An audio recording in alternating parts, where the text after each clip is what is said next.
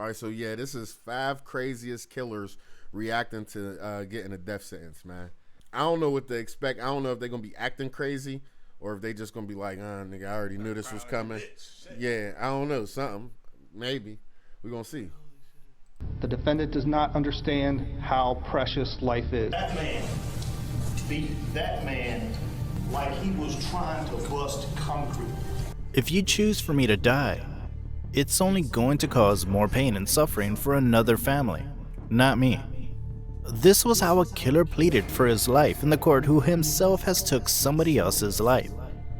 Here in this video, you'll see 5 such brutal killers, their crimes and how they reacted to their death sentence. Be brave to listen to some disturbing but relevant stories. Number 1. Michael Brady. This young man is not in a good state of mind. He killed 4 prison workers as he tried to escape the jail. Now, you might have noticed this man has been a criminal before. I stabbed him like 4 to 8 times. I hit Jeffrey Hovey until he stopped moving. I don't know how many times I hit him with a hammer. That was Michael Brady, and he was so cool, describing his acts. He was escaping from a Pasquotank Correctional Institution in North Carolina. He was sentenced to jail for 24 years for a murder attempt. That time, it was to attempt to kill a cop. Brady and his jailmates try to escape after 3 years of confined life. Just see how the prosecutor is pointing towards Brady and saying this. That man, Michael Brady, beat that man George Midget like he was trying to bust concrete. That is so brutal. That man, Michael Brady, beat that man, George Midget, like he was trying to bust concrete. After killing the jail officers, Brady couldn't escape the jail compound. The lady who witnessed the murder scene for the first time described the elevator as a bloodbath. During the whole prosecution, it was evident that Brady was the master brain behind the escape, and he's not even guilty about that day. During the court trial, Brady said that he'll only say the truth, whether it hurts me, whether it helps me. I don't care about that. This man might be a truthful killer. Just kidding. Peter, I'm up here to tell the truth. You can ask me anything you want. I'm gonna tell the truth. How it was, whether it hurts me, whether it helps me. I don't care about that. You don't believe you're crazy, do you? Was the question. And Brady's answer was so obvious. No, I don't think I'm crazy. Another crucial question came thereafter. Do you know murder is wrong? Murder is a different name for a death, but yes, what in the world does he mean by that statement? We all know, dude, if you murder someone, they will die. But murder means you took somebody's right to live. You better go to jail. Brady nodded to the prosecutor's statement that his freedom was more important than their lives. Then the judge read out the final verdict. The jury unanimously recommended that the defendant be sentenced to death. Brady was completely emotionless. He might have traded his emotions, too, for his freedom. Number 2. Nico Jenkins. The first thing anyone will notice is how cool this defendant is. But soon, you'll look at his face with rage. His crime was, of course, murder, but not just one. A series of 4 murders within 10 days in Omaha, Nebraska. He was not a good child, too, since he was sent to a youth correction facility at the age of 15 for carjacking and assault. That was for 10 years. After 1 month out of the sentence, he shot 2 people on the streets while attempting robbery. Then after 8 days, he killed one of his previous jailmates. He was killed inside his garage. 2 days later, he committed his last murder while carjacking.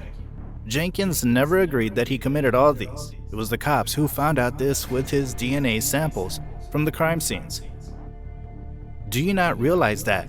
I got Nico Jenkins? What do you mean you got me? This was his reaction, which was a very bad acting attempt. Have to say, I got your DNA at the murder scene. This was the policeman's reaction. Then the court trial with a 3-judge panel.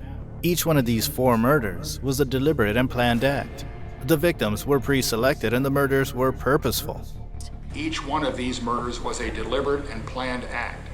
The victims were pre-selected and the murders were purposeful. During all this time, Jenkins was sitting there without much reaction.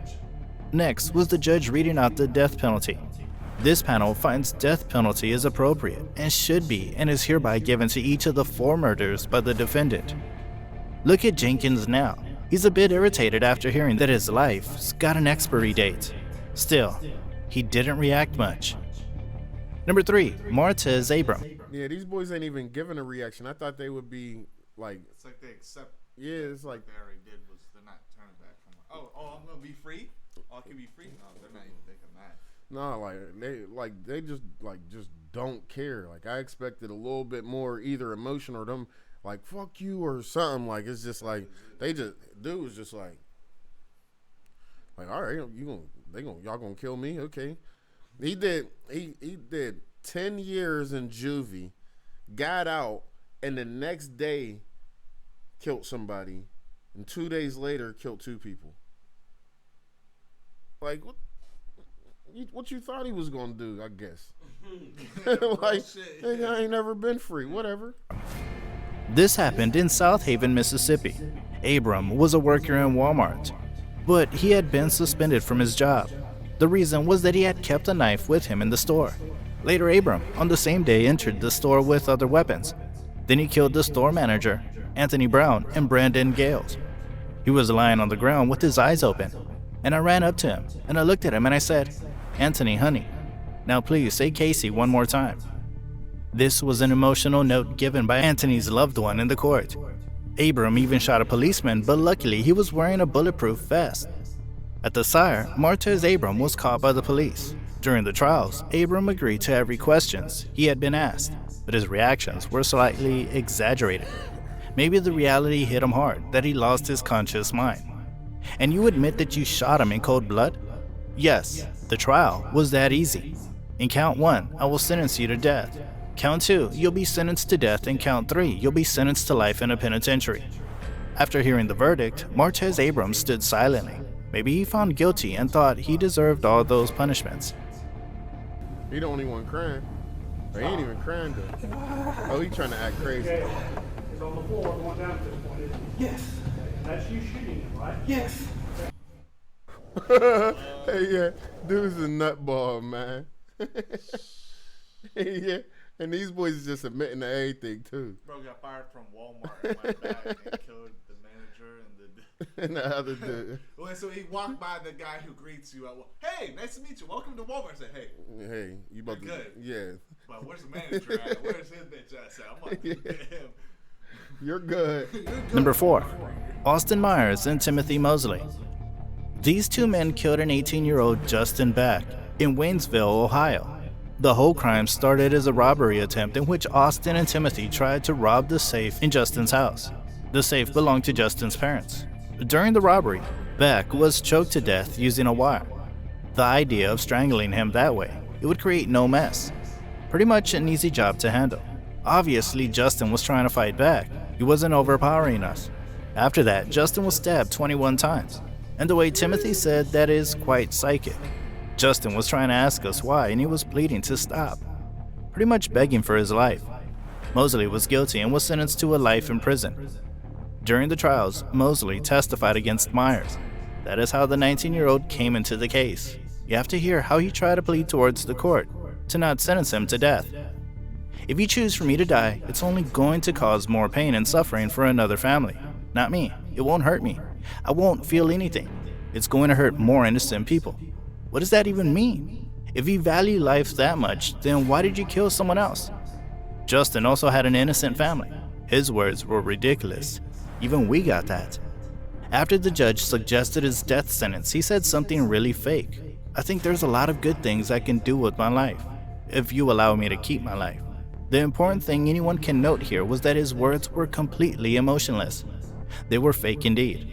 But the judge seemed to be a rightful person. He ordered Mayer a death sentence. The defendant does not understand how precious life is. And how precious life is. Therefore, the sentence of death shall be imposed upon Austin Gregory Myers on the charge of aggravated murder. Now, look at Myers' face. He just nodded to the decision. That's all. Why these people are doing such crimes without any gain, but only pain. Number 5, Markeith Lloyd. You might connect Lloyd's look to a pirate, but believe us, after hearing all the history about him, you'll realize even pirates cannot be that much cruel. He was arrested for killing a policeman in Orlando, Florida, but this was not the first time for him. Before this murder, Lloyd had committed another murder which was way too brutal. He killed his girlfriend who was pregnant with their child. What? We know life is the same no matter if it's a policeman or a girl, but as a pregnant lady, the lady love of his life carrying a tiny life inside her. How on earth could a human think of taking her life? Is humanity even existing? I'm facing an electric chair for something I have absolutely don't know nothing about, and they framed me. I know nothing makes sense. He was stuttering that he said he don't know nothing, which means he knows something. We try to put on that investigator hat for some time. Anyways, let us move on to now how he reacted to a death penalty. We were talking about Lloyd's first murder, after which he was found in Walmart. Moments later, Lieutenant Deborah Clayton pulls in. She followed him and outside the store. Lieutenant Clayton tried to arrest Lloyd. During their interaction, which included gunshots, the cop was killed.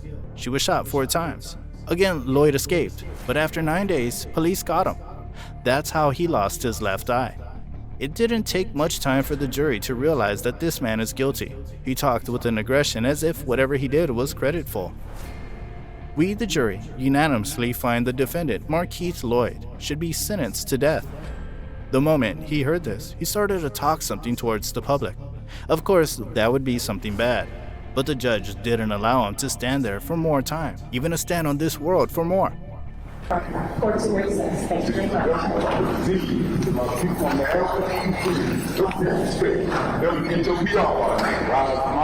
Alright, why don't we remove Mr. Lloyd from the courtroom? Lloyd wasn't feeling guilty, even for a millisecond. All he had throughout was anger, aggression, and attitude. It's good for other citizens that such threatening people are not stepping into the society again. We'll never hope for somebody to die, excluding fictitious movies. But after watching this video, you must have said, he deserves it, right? Hope you guys enjoyed this video. Then show us your support through likes. We'd like to... That nigga Lloyd killed his girlfriend / baby mom and the baby, and then killed a female cop. That was crazy. He didn't give a fuck at all. He was like, yeah. Like, yeah. I don't care if the truth kills me or sets me free. I don't care. It doesn't matter. My freedom is more than their life. Yeah, he's a nut. Yeah, that right there was competitional, man. Like, I don't know what to think about these niggas, especially that last dude. No, the dude that did juvie life and then came home for 1 day and caught 4 bodies. I was like, bro, yeah. Who was the person that signed the paper? Was like, yep, he's good. Yeah. Get him back in here. Put his ass in jail. Bro, 10 years, got out for 1 day and caught 4 bodies. Well, 9 days, but caught a body like the very next day after you got out for another carjacking. That's what I don't understand. When you steal a car, how long you think you could drive it, though? You're not gonna period. Less than a 24-hour period is more likely. Yeah, like, how long do you think you could ride around in a stolen car? Without getting found. Yeah, like, I don't understand stealing a car. That's nutball shit. Oh, bro, damn. Yeah, I don't know, man. That right there is wild. I ain't even gonna lie.